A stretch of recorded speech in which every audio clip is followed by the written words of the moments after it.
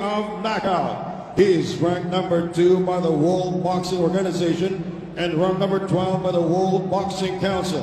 Here is the fighting pride of Tacloban City, Bohol, the reigning and defending WBO International Featherweight Champion, introducing Mark Magnifico Magsayo. And in charge of the action, he will be giving instruction right after the introduction. Ladies and gentlemen, veteran international boxing referee, attorney Don Rex Taptasa.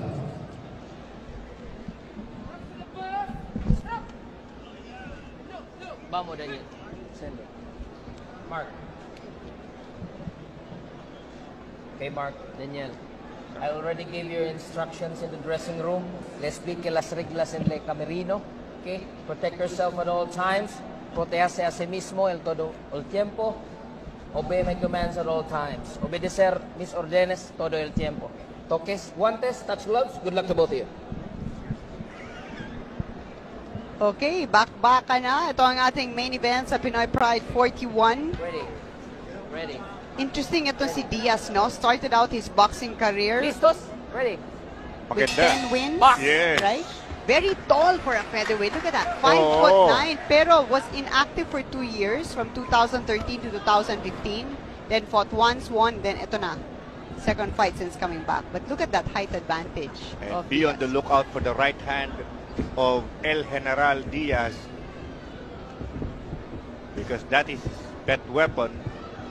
He starts slow, but once he warms up, I remember how he defeated Roberto Marroquin of Dallas, a top prospect sa 122-pound division. He knocked down Marroquin and then outgutted him the rest of the way. He plans to do the same thing dito kay Mark Magsayo. Magsayo starting out well, ano? Tama-tama muna, daan-daan muna, malaking kalaban, huwag magmadali, huwag bara-bara, dahil yun nga naging flow niya nung una kay Chris Avalos.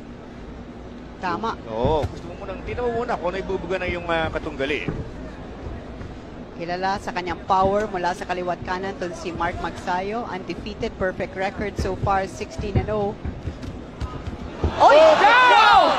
Good shot! Wow. 1, 2, Tres, 4, 4, 5, 6, display 7, 8. power. Avante. Está bien.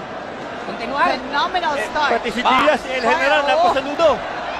Boy, Mark Magsayo Magsayo. is a tremendous.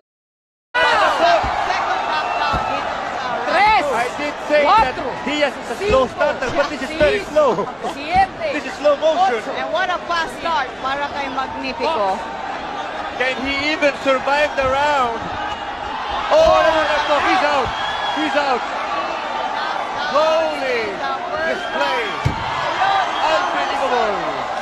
Tagumpay Unholy display of power. Napakabilis ang tagumpay para kay Magsayo.